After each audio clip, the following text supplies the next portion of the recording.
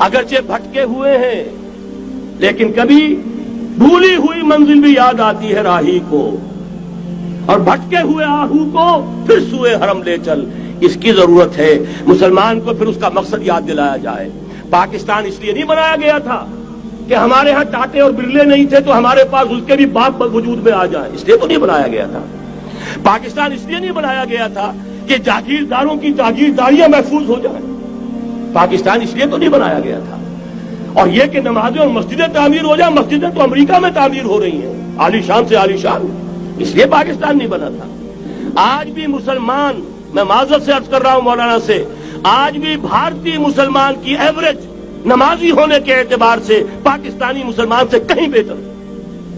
آج بھی برقع نظر آ جائے گا تو ہندوستان میں نظر آ جائے گا۔ میں نے اپنی آنکھوں سے دیکھا چند سال پہلے جب مکہ مسجد حیدرآباد دکن میں 3 دن مسلسل میری تقریریں ہوئی ہیں، 10,000 مرد اور 5,000 خواتین، اور ان میں سے کوئی بغیر برقعے کے نہیں تھی۔ ایک سیلاب نظر آ رہا تھا برقعوں کا کہ جب جلسہ ختم ہوا ہے رات کے 12 بجے 3 دن تک متواتر۔ یہاں کہاں نظر آئے گا برقع آپ کو؟ یہاں تو جس کے پاس 2 پیسے ہو گئے اس نے سب سے پہلے برقع اتار کے پھینک دیا۔ معلوم اچھی طرح سمجھ لیجئے یہ چیزیں تو وہاں زیادہ ہیں یہاں کی نسبت۔ اصل ضرورت تھی کہ یہاں اس نظام کو قائم کیا جائے، وہ نظام عدل اجتماعی، وہ جس میں حریت ہو، جس میں عام آدمی بھی خلیفہ وقت کو ٹوک سکے۔ یہ کرتا کیسے بن گیا؟ ایک خاتون بھی کھڑی ہو کر دامن پکڑ لے، عمر تمہیں کیا حق ہے کہ ہمارے مہر کے اوپر پابندی لگا رہے ہو، جبکہ اللہ نے نہیں لگائی۔ اللہ قرآن میں قنطارہ کا لفظ استعمال کر رہا ہے۔ ڈھیروں سونا دے دے کوئی شخص اپنی بیوی کو مہر کے اندر، طلاق دیتے وقت اس میں سے کچھ نہیں لے سکتا، آپ کون ہوتے ہمارے حق کے اوپر پابندی لگانے والے؟ اور عمر نے کہا آج ایک بڑھیا نے وہ اب عمر کو دین سکھایا، آرڈیننس واپس۔ حضرت سعد بن ابی وقاص رضی اللہ تعالی عنہ جو فاتح ایران تھے، وہ گورنر ایسے ہی نہیں بن گئے تھے ریوڑیاں بٹی ہو اور گورنر ہی مل گئی ہو، وہ تو خود فاتح تھے ایران کے، اس لیے گورنر تھے۔ صرف ایک پرچہ پہنچا ہے بارگاہ خلافت میں، حضرت عمر فاروق کے پاس انفارمیشن آئی سعد نے اپنے گھر کے باہر ڈیوڑی بنا لی ہے اور ایک دربان کھڑا کر دیا ہے، حضرت بلال کو بھیجا ہے رقعہ دے کر، اور یہ حکم تھا کہ بلال پہلے تو جاتے ہی ڈیوڑی میں آگ لگا دینا، پھر یہ رقعہ دینا میرا۔ اور رقعے میں لکھا ہوا تھا اے سعد، لوگوں کو ان کی ماں نے آزاد جانا تھا، تم نے انہیں اپنا غلام کب سے بنا لیا ہے؟ یہ دربان کھڑے کر دیا اپنے آگے۔ وہ حریت، وہ مساوات کہ جا رہا ہو خلیفہ وقت اور چارج لینے جا رہا ہے بیت المقدس کا، کوئی ذاتی علاج کے لیے نہیں جا رہا، سیر و سیاحت کے لیے نہیں جا رہا، چارج لینے کے لیے بالکل سرکاری وزٹ ہے، آفیشل وزٹ ہے، اسٹیٹ وزٹ ہے۔ اور حال کیا ہے؟ 700 میل کا فاصلہ طے کرنا اور ایک اونٹ نہیں، کوئی انٹوریج نہیں، کوئی قدم و حشم نہیں، کوئی جمبو جٹ بھرے ہوئے نہیں، کچھ نہیں، ایک اونٹنی ایک خادم۔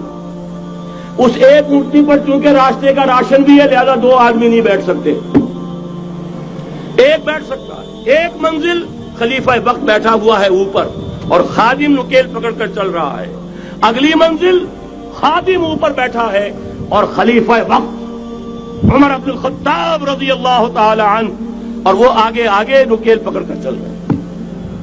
یہ نظام چاہیے آج نوع انسانی کو۔ اس کے انتظار میں، اس کی تلاش میں نوع انسانی نے کتنے تجربے کر لیے، کیسی چھلانگیں لگائیں، ملوکیت ختم کی، آسمان سے گرا کھجور میں اٹکا، جمہوریت آئی نام نہاد، لیکن وہ سرمایہ دارانہ نظام بن کر آگے سے بڑھ کر لعنت بن گئی۔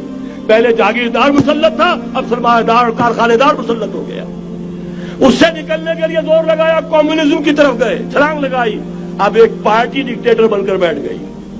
انسان رست از یک بنتا افتاد در بندے دیگر، ایک چیز سے غلامی سے نجات پاتا ہے دوسری میں پھنس جاتا ہے۔ اور کیوں؟ کہ وہ نظام عدل اجتماعی جو محمد عربی کو دے کر بھیجا گیا تھا، اس کے کسٹوڈین سوئے ہوئے، اس کے کسٹوڈین کو اندازہ ہی نہیں۔ یہ نسخہ تو ہمارے پاس تھا، ہمیں عمل کرنا تھا اور دنیا کے سامنے پیش کرنا تھا۔ پاکستان بنایا اس لیے گیا تھا کہ ہم اس کا ایک نمونہ دنیا کے سامنے پیش کریں گے۔ قائد اعظم نے فرمایا تھا کہ ہم یہ چاہتے ہیں کہ پاکستان کی صورت میں عہد حاضر میں اسلام کے اصول حریت و اخوت و مساوات کا ایک نمونہ قائم کر کے دکھائیں۔ کہاں ہے وہ؟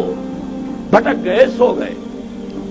وَلَنُذِيقَنَّهُم مِّنَ الْعَذَابِ الْأَدْنَىٰ دُونَ الْعَذَابِ الْأَكْبَرِ، بڑے عذاب سے پہلے چھوٹا عذاب کا مزہ چکھائیں گے. لَعَلَّهُمْ يَرْجِعُونَ، شاید کہ لوٹ آئیں. کوئی عجب نہیں اس عذاب الادنیٰ کے بعد ہم جاگے نہیں، ہوش میں نہیں آئے. کوئی عجب نہیں کہ بڑے عذاب کا کوڑا ہماری پیٹھوں پر برس جائے.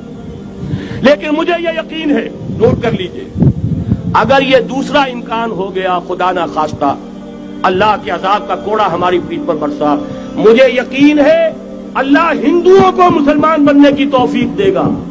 لیکن اسلام کا بول بالا اسی خطے سے ہوگا.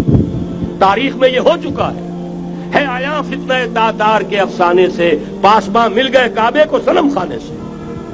تاتاریوں کے ہاتھوں کروڑوں مسلمان قتل ہوئے، لیکن اسلام نے تاتاریوں کو فتح کر لیا. اور پھر اسلام کا مسلمانوں کا دوسرا دور عروج انہی تاتاریوں کی مختلف شاخوں کے تحت ہوا. وہ تاتاری ہی تو تھے، وہ سارے ہورس، ٹرکش ہورس، ترکان تیموری، ترکان صفوی، ترکان سلجوقی، ترکان عثمانی، وہی تو سٹاک تو وہی ہے آیا فتنہ تاتار کے افسانے سے، پاسباں مل گئے کعبے کو صنم خانے سے. اس لیے کہ حضور نے فرمایا مشرق سے ہوگا، جہاں سے فوجیں چلیں گی. تو کوئی عجب نہیں. بہرحال یہ دو امکانات ہیں، لیکن اس کا فیصلہ تیرے ہاتھوں میں ہے، دل یا بدن. سیدھی سیدھی بات. اگر تو اب بھی ہم ٹھیک ہو جائیں، جاگ جائیں، ہوش میں آ جائیں، قوم یونس کی طرح توبہ کر لیں، تو بغیر عذاب کے کوڑے کے رحمت خداوندی ہم پر سایہ کرے گی. اگر ہم نہ جاگے تو وہ عذاب کا کوڑا آئے گا.